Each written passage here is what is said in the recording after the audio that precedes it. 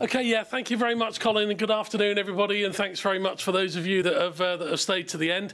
I arrived a little bit late, and apologies for that, but in arriving late, I had a slightly spooky experience, because I don't know if they're still there, but when I came in, there were some people downstairs watching all this on the telly. There was Colin on the telly, and there was a whole bunch of people down there. So hello, if you're still down there, there's plenty of seats up here now, actually, because people are leaving. So do come along. The people up here are having a great time. They're dancing in the aisles and everything. You know, do come up.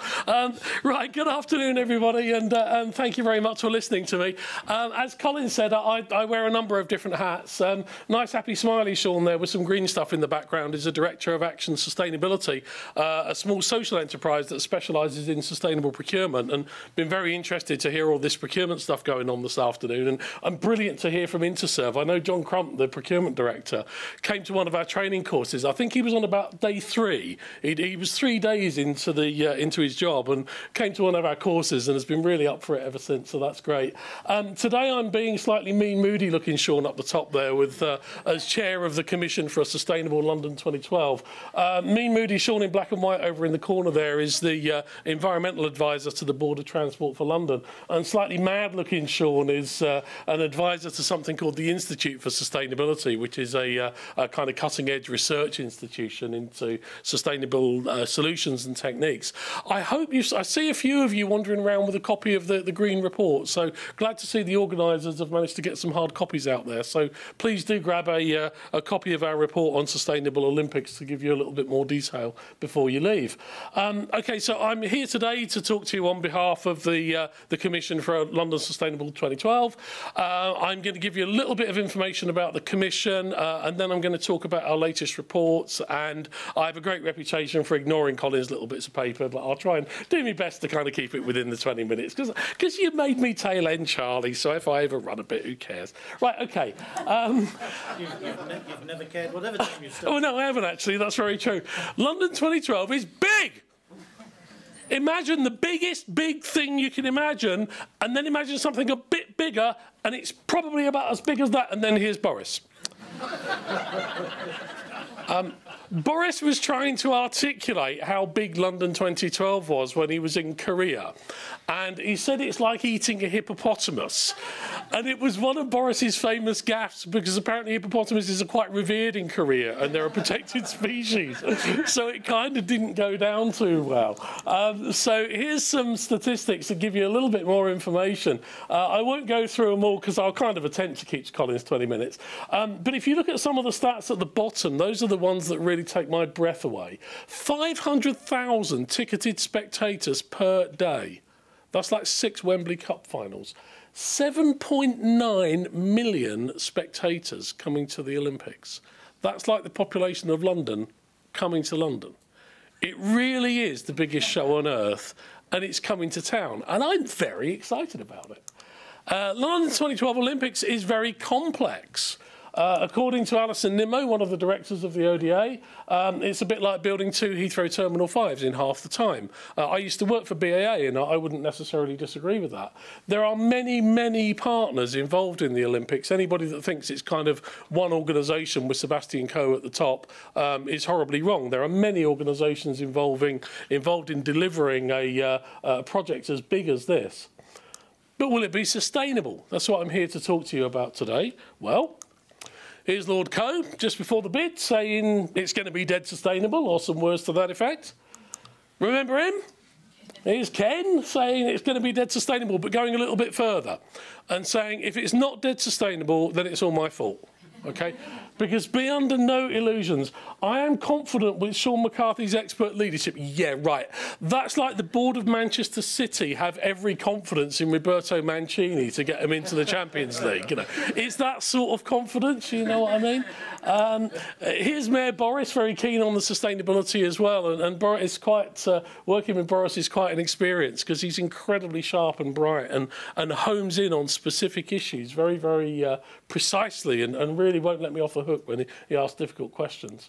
I run a commission that's responsible for overseeing that and providing assurance. And this is a picture of some of our commissioners. There's a whole group of experts around, and it's difficult to get them in one room at the same time. It's a bit like herding cats, really, but there's a few of them anyway. This is our one-sentence purpose statement, and there are some important words here highlighted in red. Independent. We are an independent body. We have to be able to tell it as it is to the public, to the media, to the NGOs. Assurance and commentary. I sweated blood over that word when we were actually establishing the terms of reference of the commitment of the Commission. I'm allowed to say you plan to do this and we don't think this is very good and this is why. It's not like a traditional tick box assurance process that says, well, you didn't do that very well, did you? So when you do it next time, you'll do it better, won't you? Because there will be no next time. Certainly not in my lifetime. We won't get another Olympics. And to support a sustainable legacy, we must never forget that the Olympic bid was won on the back of regeneration of East London. It really is about sustainable legacy. Although it's going to be a great show and it's very exciting, it's all about legacy. And if we don't deliver on that, then we're not getting it right. So sustainability means the whole gamut of sustainability issues. You've heard from other speakers about the whole joining up of social economics, environmental sustainability. It means all of those things to us when we talk about sustainability as a concept. This is how it works. My role as chair reports directly to something called the Olympic Board, which comprises only 5 people. You'll probably recognise most of the photos there, although we have to kind of keep pasting new ministers' photos in because we're not quite sure who's going to sit on the Olympic Board from DCMS.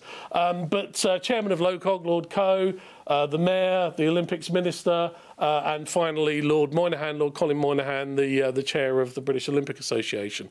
It's very important, that reporting line. I don't use it very often, but it bypasses all of the officials. It means that I can't be got at by the civil servants. They do try, but it means I can't be got at, and I can go and kick Sebco's or Boris's or whoever's door down if I really want to.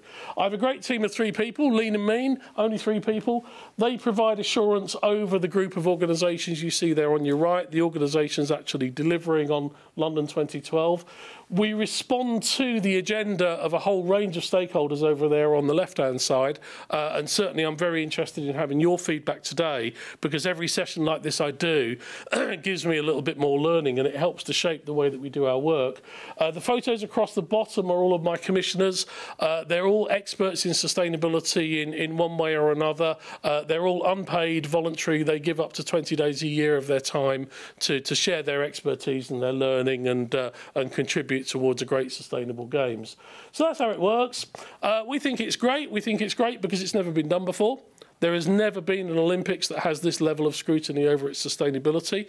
As far as we're aware, there is no project of any sort in the world that has had this type of organisation looking at it in this way. We use objective evidence. We think we can kill off the instant experts with objective evidence.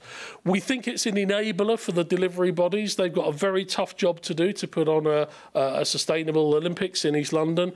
We can take some of the heat off them. We can answer some of the political questions, some of the questions from the NGOs, deal with the media, etc., etc. We think sustainability sells. We know that sponsors are attracted to the idea of working with the Sustainable Games, and LOCOG, the London Organising Committee of the Olympic Games, is a £2 billion organisation that's entirely privately funded. They rely on sponsorship and ticket sales and merchandise and those sorts of things. So sponsors like to be associated with the Olympics and are prepared to pay for that. And then finally, is this towards a sustainable future? Is this a model for other Olympics? Is it a model for other projects? So, for instance, with my TfL hat on, I've been asking, well, you know, should there be a commission for a sustainable Crossrail, by way of example? Another very large project. Should we have this level of kind of publicly accountable scrutiny over sustainability objectives? We've been very busy. If you take a look at our website, you'll find all of these reports. We produce an annual review once a year, funnily enough, which kind of looks across all aspects of sustainability for the Games, across all delivery bodies. And I'm going to talk to you in a moment about the findings of our latest review. But we also have thematic reviews on our website where we look at specific aspects. So we will look at processes like design, like procurement, to say, well, are those processes actually equipped to deliver on sustainability?